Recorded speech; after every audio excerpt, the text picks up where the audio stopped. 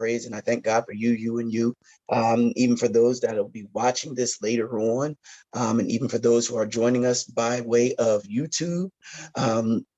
Because as we have stated, and as we have put out, we are dealing with, and we are in our series entitled Invest the Investment.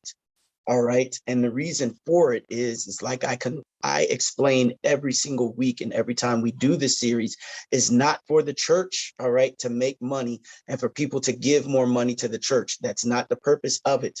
It's the purpose of, all right, so that you can learn how to deal with, all right, and manage your finances in your home better, all right, and make better sound financial decisions, all right, in comparison to just spending money freely, all right, because as we stated, I believe it was last week, I know of somebody that saved their, what do you call it, pandemic relief, their checks that they got in the mail. They saved them, and because of saving money and, all right, those checks that they got from the government, they were able to purchase a home. All right. And that's good spending. That's wise spending. All right. Because you're taking what you are getting. All right. And you're holding on to it. And instead of spending it frivolously, you are making good, sound decisions. All right. Because they've even said that when those stimulus checks were first coming out, and when a lot of people got those stimulus checks, what ended up happening? There was an increase in large screen TV purchases. There was a lot of people that went out to Walmart, Best Buy, Target, and other electronic places, PC Richard and Son, and bought large screen TVs. All right. But now when those stimulus checks are not coming anymore, and you have to go back to your job, or you have to figure out a new career, now you don't have really to say anything to show for it. Now you're sitting up there trying to figure out, how am I going to make ends meet? How am I going to make ends meet? How is this going to happen? How is this going to move? How is this going to bless? And now I'm stuck behind the 8 ball wondering. It's like, okay, the money that I had is all gone. And you even have some people that dipped into their 401k and, dipped into a whole bunch of stuff. And now they don't have anything to show for it. And besides that, they don't have a job to go to where they will have regular income. And Grubhub and, Instacart and some of these other, odd and end jobs just ain't cutting it. But the thing that we have to realize is, if we take the time out to make a plan, make a financial plan, ask God, it's like, Lord, how do you want me to manage these finances? What do you want me to do? And you put the pieces in place, then God will be like, you know what? Okay, do this, maneuver that, take this away, add this in, invest here, pull away from there. That stock is not going to be good. Move away from there. All right. He will show us all of those things. He will show us all of those things. He'll say, okay, don't go to ShopRite today. Go to Stop and Shop. All right. He'll say, don't go to Walmart, but go to Target. Because the thing that you're looking for is on a clearance rack on the 15th aisle on the right-hand side. All you got to do is just look down and you'll end up seeing it. You'll be like, the Lord tells us? Yes, the Lord does tell us. All right. He will advise us and he will show us all of those things and then some. All right. He'll even tell us, be like, listen, all right, I know you normally like to go to Lord and Taylor, which is, down the road or, over in another spot. But actually, I need you to go right now to Macy's. He'd be like, Lord, I never shopped in Macy's. And the Lord is like, listen, no, I need you to go to Macy's because the same exact dress that you want is in Macy's. It's not in Lord and Taylor's. That $100 or that $200 dress that you see is actually in Macy's. It's not in Lord and Taylor's. And he's like, Lord, but I know that I saw the dress in Lord. And the Lord is like, what did I tell you? I know my name is part of part of the name of the store. They got Lord. I am Lord of your life. I don't know nothing about Taylor, but I am Lord.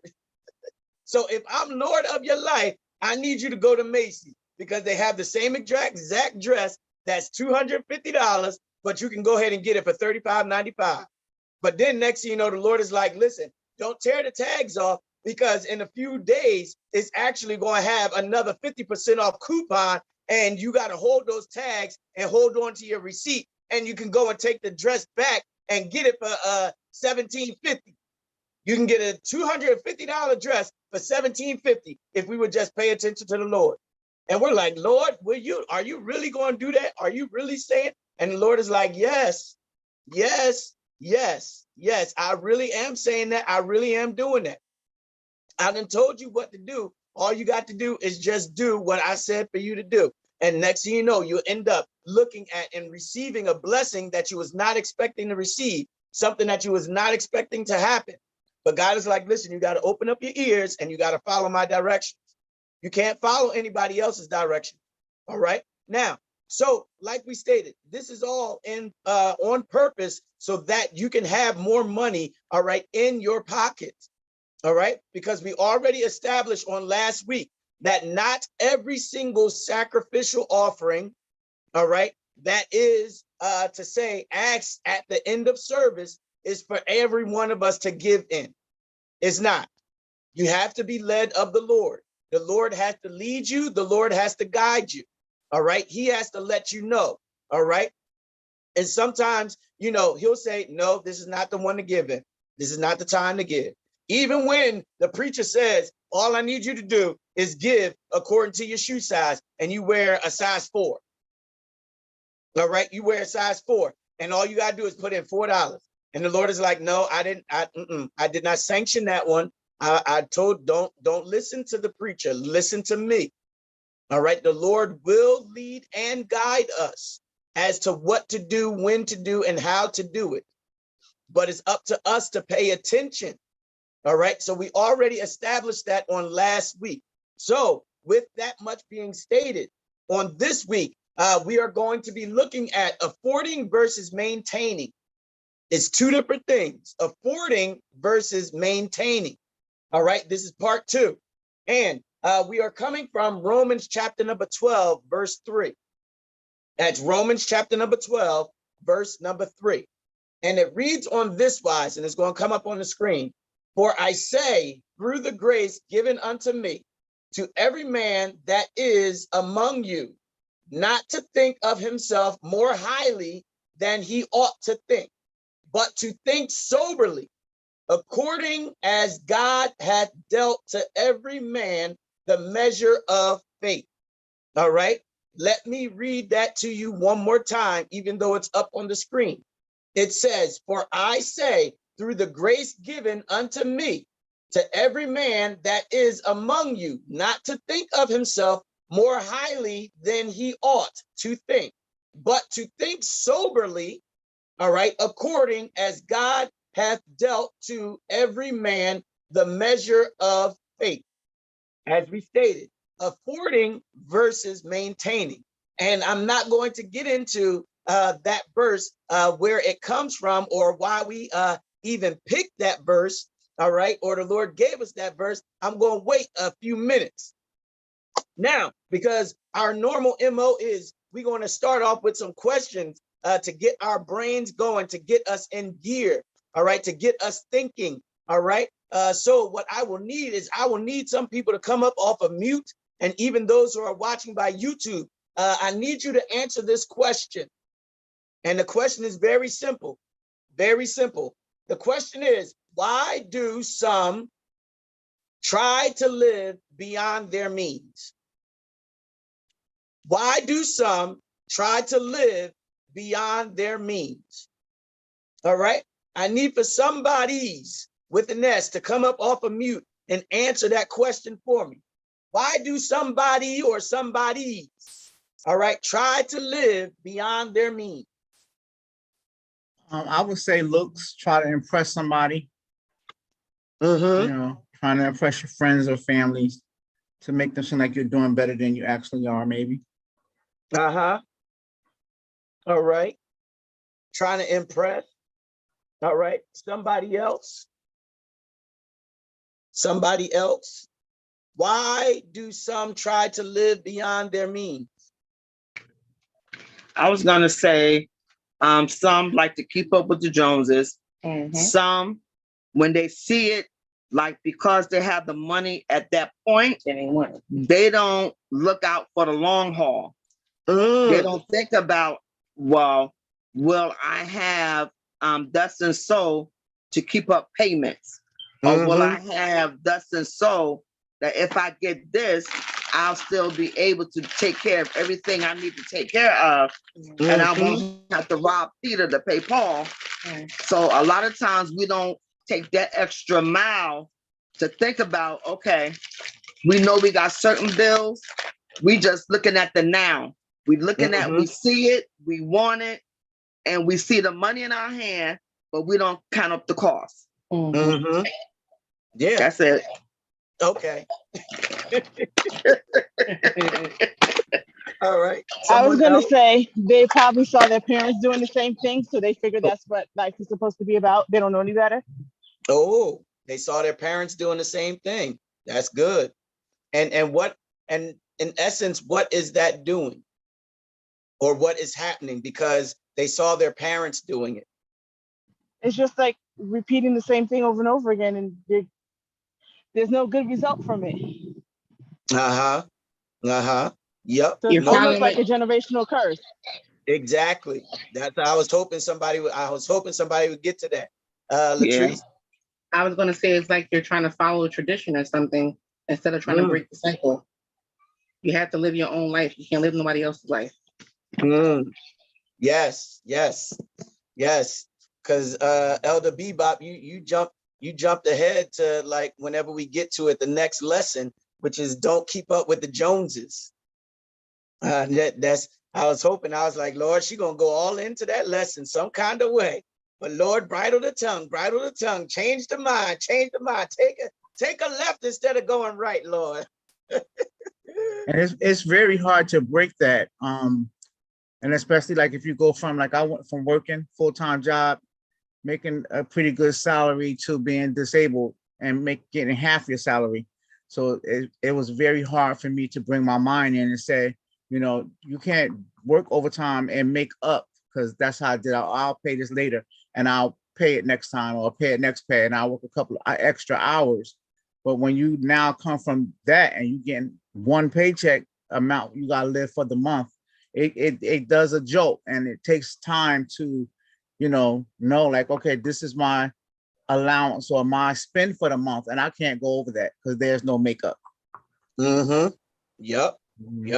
And you got, and then what you're saying is you got to learn how to make ends meet. Yes, and it comes with maturity. You got to really mature quickly when you come to not overspending, or like Bebop said, spending this and trying to pay it later or catch it up later, and spending too much, or just buying it because you can. Yeah. Now let me put this in there. It is, now, if it's not going to be a financial hardship and you have saved, and it's not going to break the bank, it's not going to, detract from anything else, it is always good, not always good, but every once in a while, treat yourself to something really nice. Yes. All right. Treat yourself to something really nice. And I would even advise, don't even pay attention sometimes. All right. Don't even pay attention to the price of it. Because if you worked hard, you save, all right, you put money aside, all your bills is paid, everything is taken care of, then yes, you deserve it. You deserve it. And especially if it's something special, it's a once in a blue moon thing that you're going to do. Then go ahead. Yes, do it. Every once in a blue moon. And we know that blue moons don't come around very often. Right. And then it was something you said about Lord and Taylor. And what popped in my mind is that, yeah, he is the Lord, and he'll tell to make that price just for you, because he know you can't afford that $250 dress, but you need that dress for whatever, or you want that dress sometime. He will bless you with your desires. But I'm definitely a clearance shopper. And so I'm not spending $50 on a shirt, but I probably have 5 or 6 shirts for $50 because I'm going to clearance shop, you know. But yeah, but that's what came to my mind. Like, he will tailor make that price just for you. Yep. Because Mother Shula put online, it's a difference between what we need and what we want. There's a big difference, and she is so right with that. It's a big difference between what we need and what we want. And sometimes we get our wants mixed up with our needs, and we get our needs mixed up with our wants. All right. Our needs is the stuff that, all right, we need, all right, in order to sustain. All right. Our wants is just the add-ons. All right. It's just the extra stuff. And the wants is what ends up happening. That's why, or why do some people try to live beyond their means? Is because they don't know the difference between their needs and their wants. So they go and they buy all the stuff that they want and forget about the stuff that they need. All right. They go and buy $300 pocketbook, and their light bill is $250. And it's like, come on now, the pocketbook or the light bill. And for some, I'll take the pocketbook, I'll take the bag. And it's like, hold up, wait a minute. No, You gonna hold that purse in the dark? It's exactly, say that again.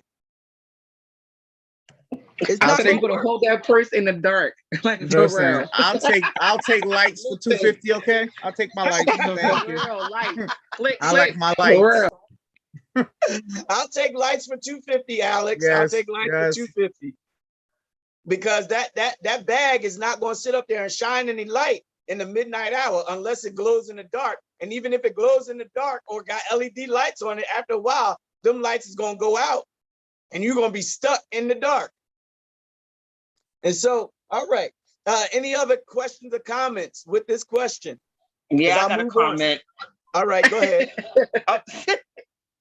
Sometimes when you go in the store, sometimes you may see something and you may not really have it to get it, but you want it, and it's hard for you to walk out that store. But sometimes if you walk out that store, God will send somebody along to get the very thing that you saw. Yep. And he will allow them to give it to you. I experienced that one time. I went in the store and I seen this purse. I didn't tell anybody about this pocketbook, nobody. Wow. And Christmas time, my gift was that very pocketbook. Wow. And I said nothing to no one and nobody. So sometimes God will send somebody because God knows what we want. Right. And he also knows what we need. Sometimes we do get the wants. Yeah. Yep. So that's all I want to add. Okay. Because you got to I realize got something. Oh, go ahead. I think some of the biggest reasons why we overspend is simply because we don't budget and we don't stay within our budget. When you budget, everything that you have for your life is within that budget. And if it's not in that budget, you shouldn't buy it. And some of us are compulsion buyers. Some of us is emotional buyers. Some of us don't even realize when we get emotional down, we go on the shopping spree. And being that we don't follow our budget, we would go and buy a full house full of groceries and then go out to eat. Yes. Because we haven't budgeted that. We simply, like it was stated, we simply have the money in our pocket right now. And so we'll just go out to eat. Or we have our credit cards and we'll put it on our credit cards and we'll say we'll pay for it later. Simply, we don't plan. So, as they say, you don't plan to fail. You just fail to plan for anything. And living beyond your means is the exact same thing.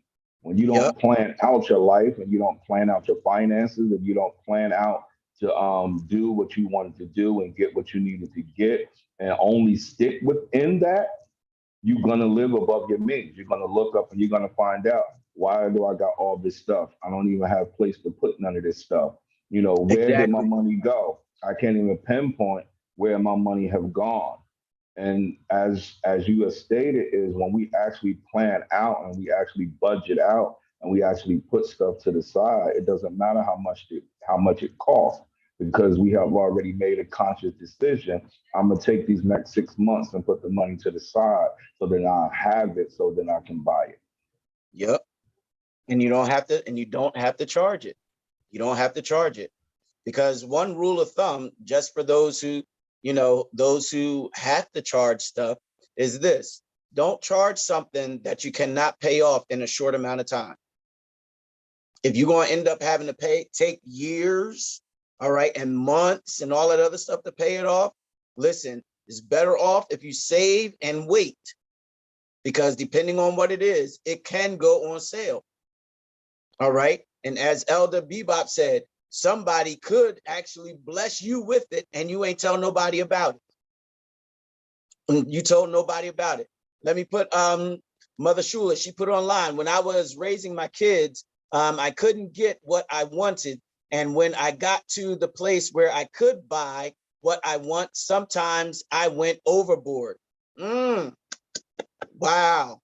wow, wow. And you end up spoiling yourself. And as she put, yeah, you ended up going overboard and you gorged, all right, and you overspent, because I ain't had the money then, but now that I had the money, I'm going to go ahead and do what I want to do.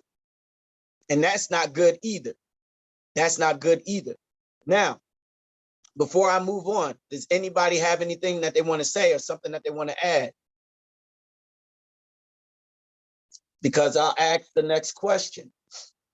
All right. And I need somebody to come off of mute to answer this one.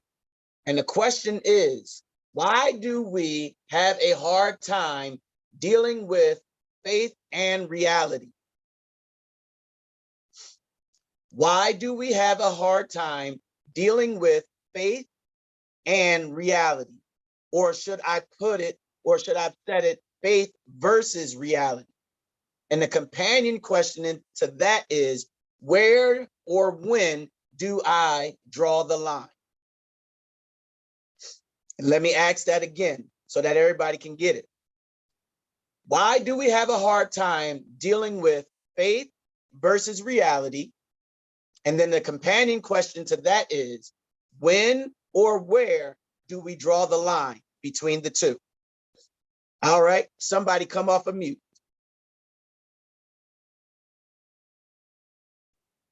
And I know that's a fully loaded question. Well, I'll take a stab at it. I don't know if I know the difference between faith and reality, because my situation was real and I had to look at it in the spiritual, because I knew that that was not for me. I was not willing to accept it. So I went to God about it. My doctor told me I wouldn't walk again without a walker for the rest of my life. So as you can clearly see, I walk without that walker. That was reality and faith all in one. So I'll say it just like that. And that's a live example. That's a live example of faith versus reality. Live and living color. Yep. In living color. Yes. I was about to sing the rest of the song. You gotta stop that. All right. Somebody else. Why do we have a hard time, all right, dealing with faith versus reality? All right. And the companion question is, when or where do we draw the line? Somebody. Well, I would say I think some of us have to sometimes stop being delusional. Faith does not always bring reality. It's not saying that reality can't happen from faith, but if we was to read our Bible and believe what our Bible says, the Lord didn't heal everybody in the Bible. Even though we know a lot of his miracles wasn't written, everybody in the world is just not going to see reality based off their faith, because it's not in the mind of God. It's not in his will. So when we actually pray what is in his will, then we have to live by his will. Some people don't, if you may not realize, John the Baptist was a broke man.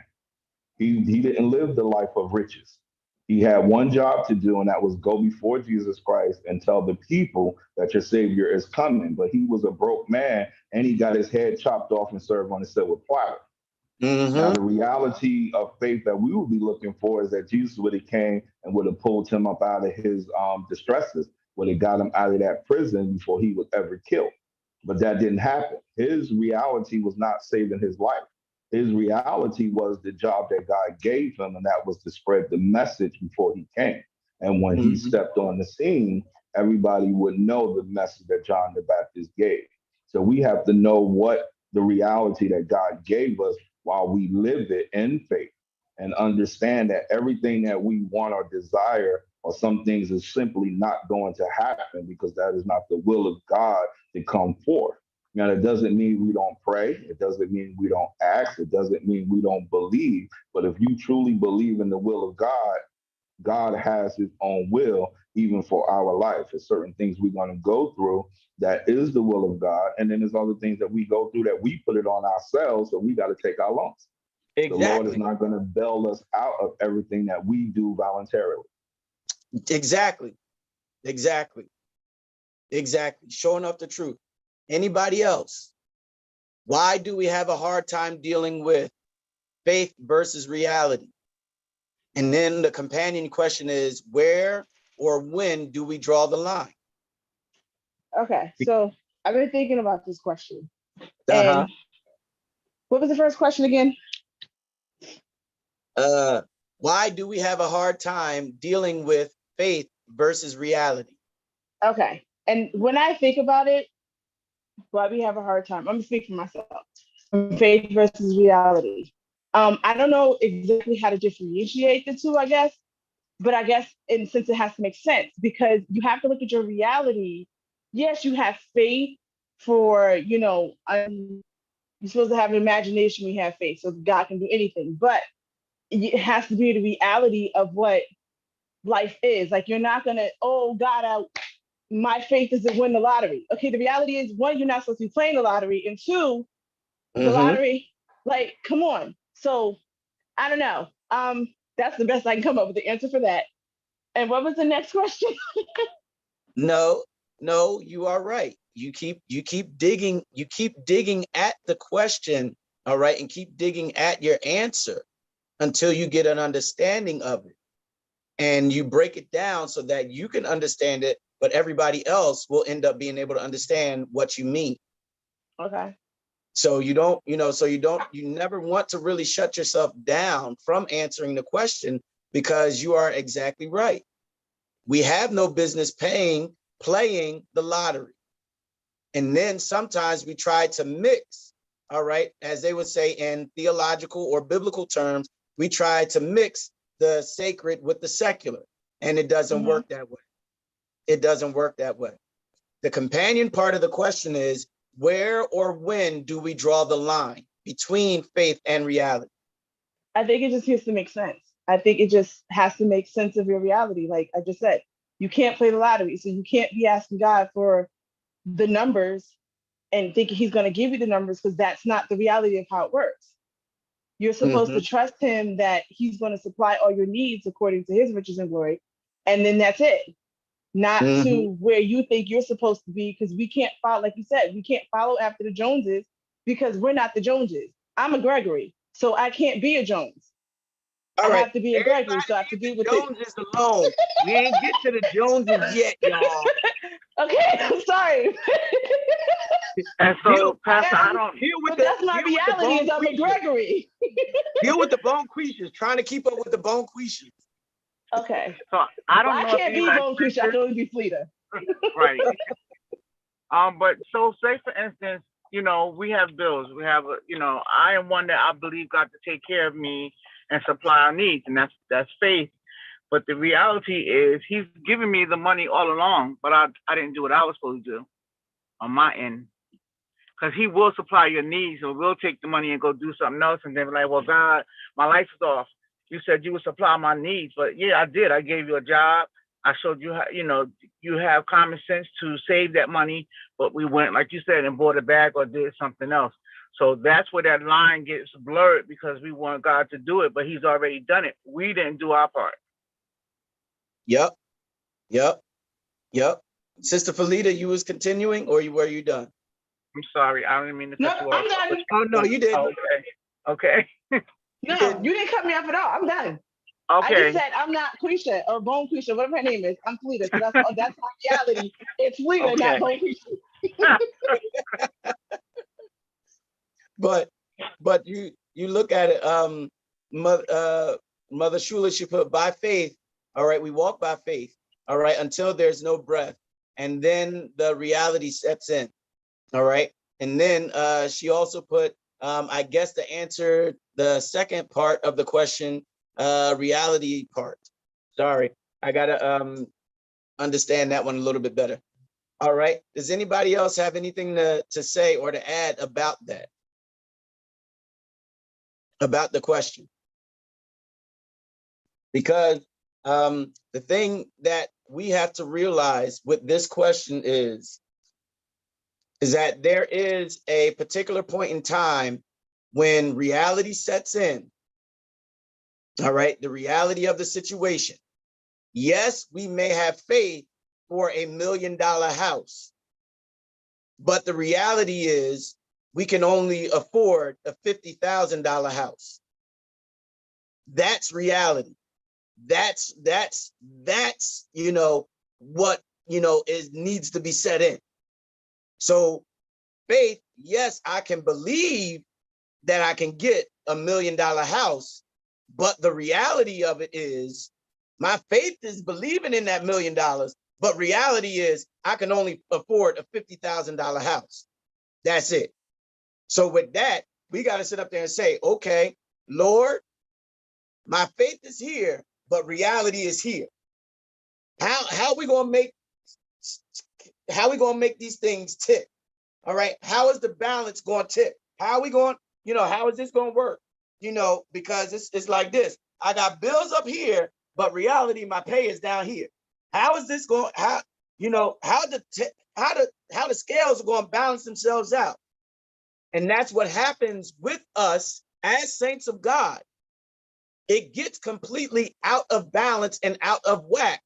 Why? Because we continue to sit up there and say, and I'm not doubting it, I'm not putting it down, I'm not contradicting myself.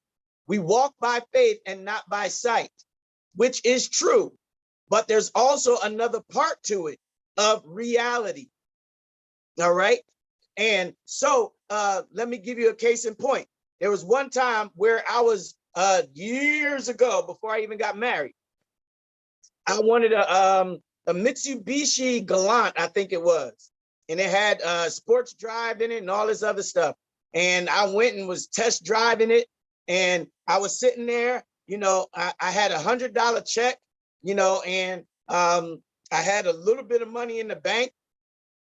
And I thought I was going to be able to get this Mitsubishi Galant because it was nice. And I had my $100 check and I had a little bit of money in the bank. But reality of the situation was that $100 wasn't going to be enough for no down payment. And then plus the other money that I had coming in wasn't enough for no car payments. So I could have did everything that I wanted to do and could have went and prayed and laid hands on the vehicle and all that other stuff and said, Lord, by faith, this $100 is going to be enough for a down payment and the rest of it's going to take care of itself. No, baby. The reality is, nope, that ain't enough. That's not enough.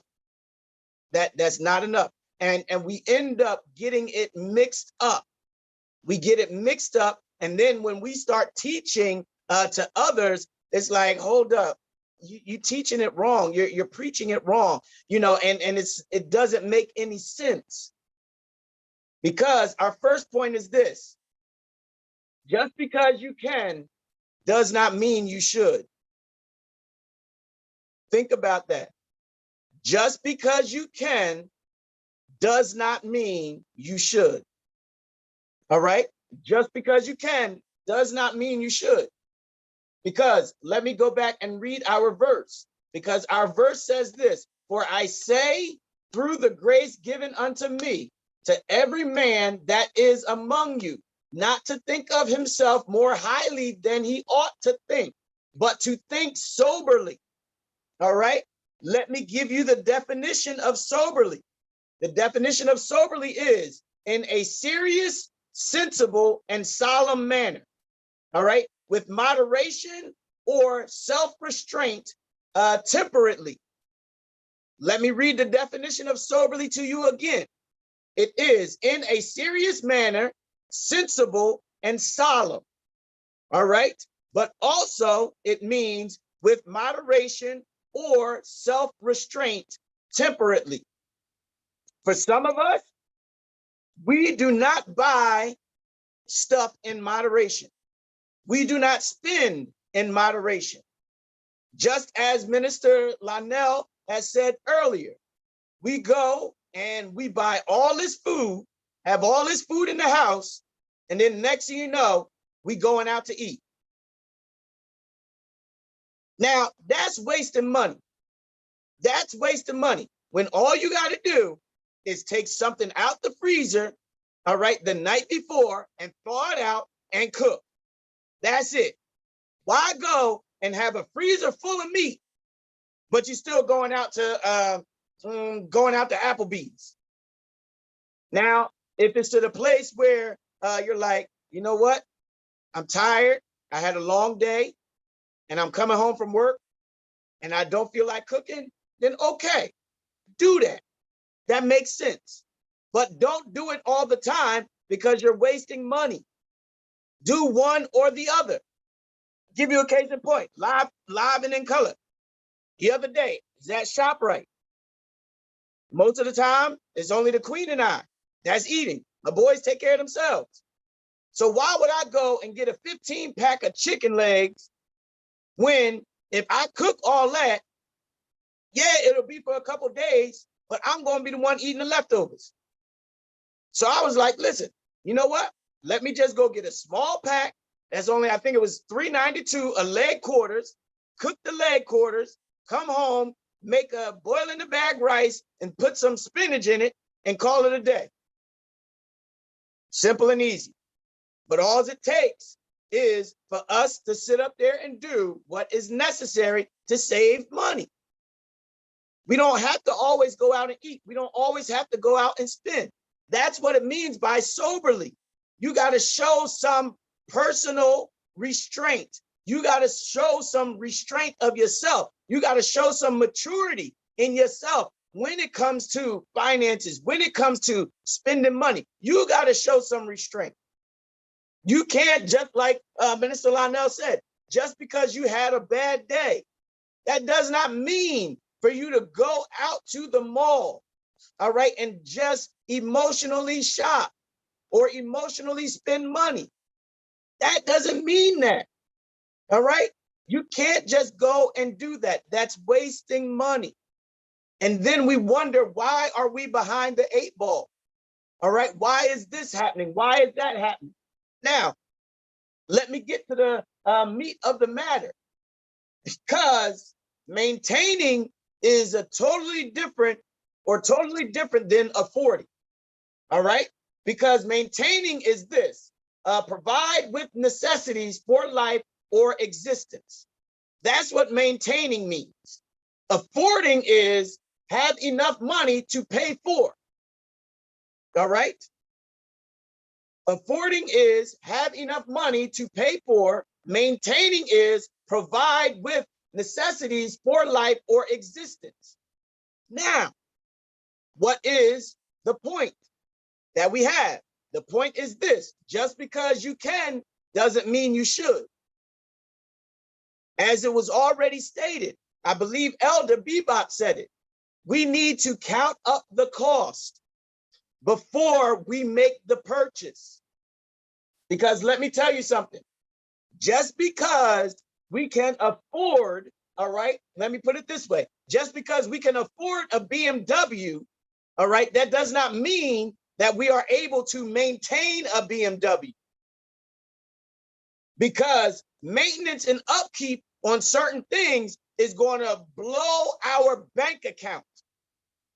Because we're sitting up there trying to do what is necessary to maintain something, when in actuality, we could afford something that is a little less, all right, that will get us from point A to point B, all right, without breaking the bank.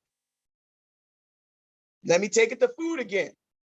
Some people have an issue with getting, let me see, some low grade of meat. But let me tell you something. It depends on how good you are as a cook as to whether or not that meat can actually taste as good as, to say, the expensive stuff. It just depends on the type of cut. It depends on the cooking. It depends on what you're doing. It depends on how you're going to maintain, because we don't look at the long haul. We don't look at the overall picture. We just look at the here and now, what's happening right here, what's going on right now. And we have to look at the overall picture.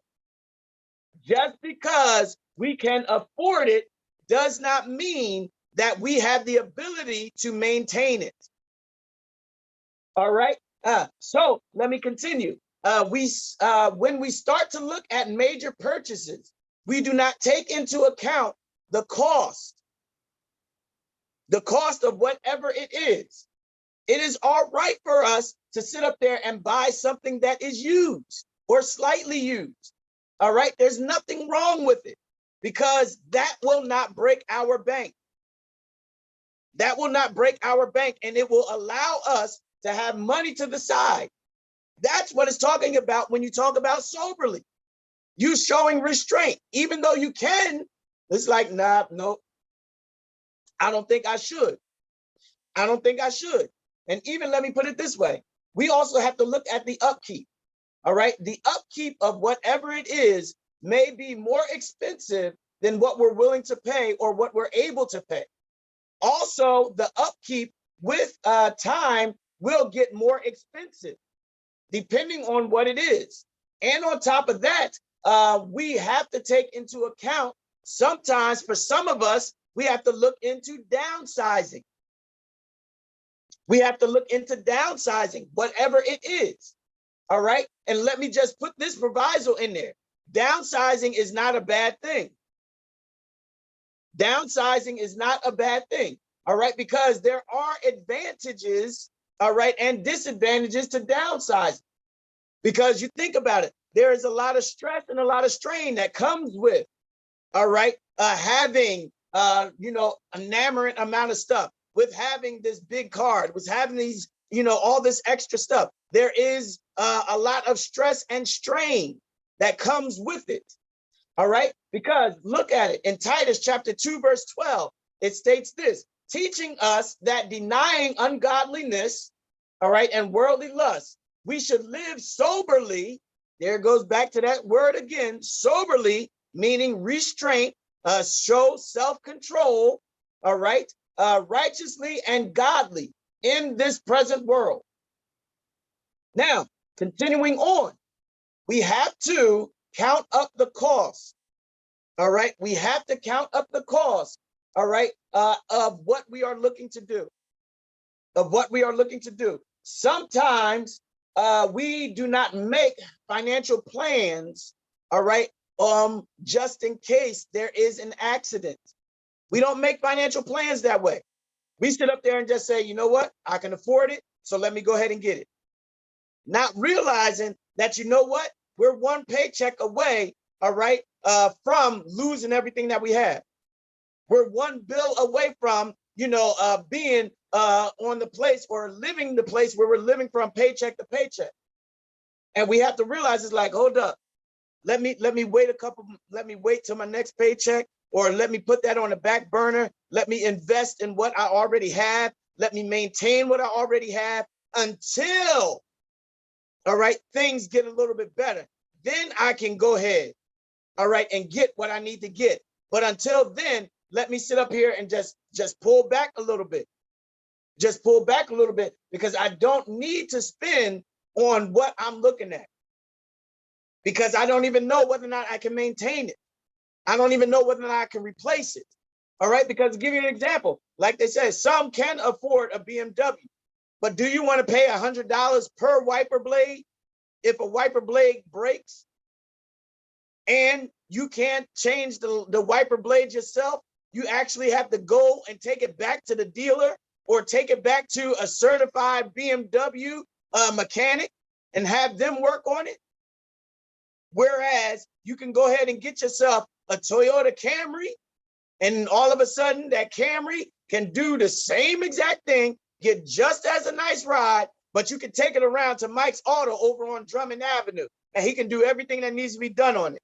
I'm putting a plug in for my mechanic. That man is bad. He is good. He is good. Affording versus maintaining. Affording versus maintaining. Because because we can afford it at that particular point in time, that does not mean that we should get it. All right. And let me continue, because we do not take into consideration these types of things when we make a purchase. We get in over our heads and we end up overextending ourselves. And in the end, we end up realizing, you know what? I really should not have bought that. I really should not have purchased that because that is not really, that wasn't a wise purchase. And now, like was stated already, now we're praying and asking the Lord is like, Lord, how am I going to be able to get myself out of this? How you going to get me out of this? I done purchased this, and now I got to deal with this bill.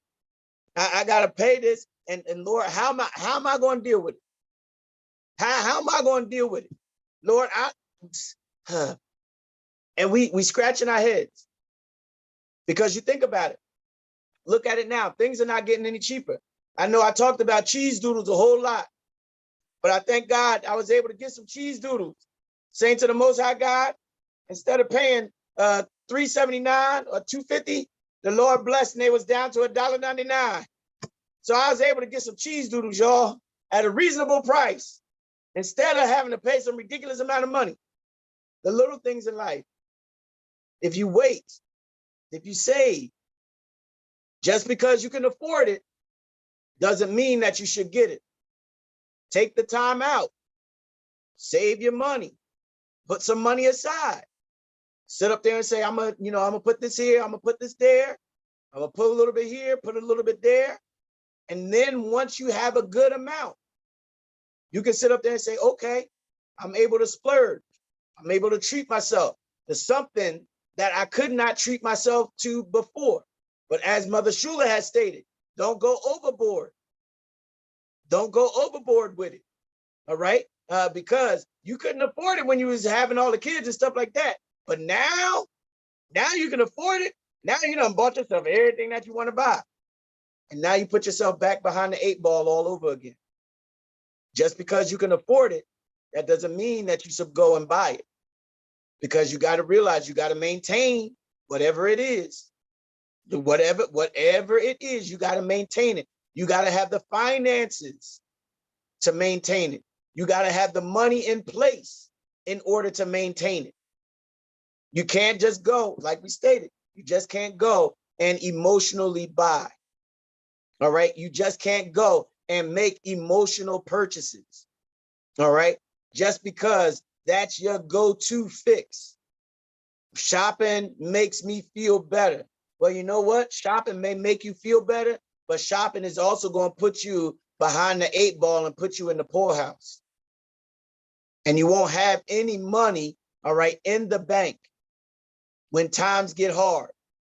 That's the whole reason why we're doing this series, because times are going to get hard.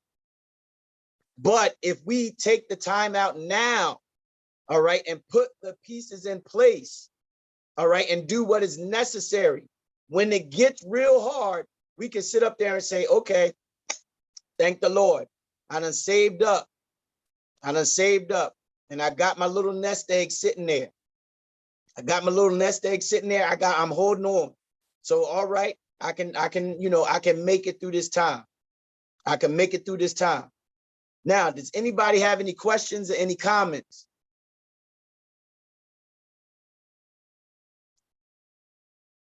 All right. Since we don't have any, we're going to close out and we're going to finish this one up next week.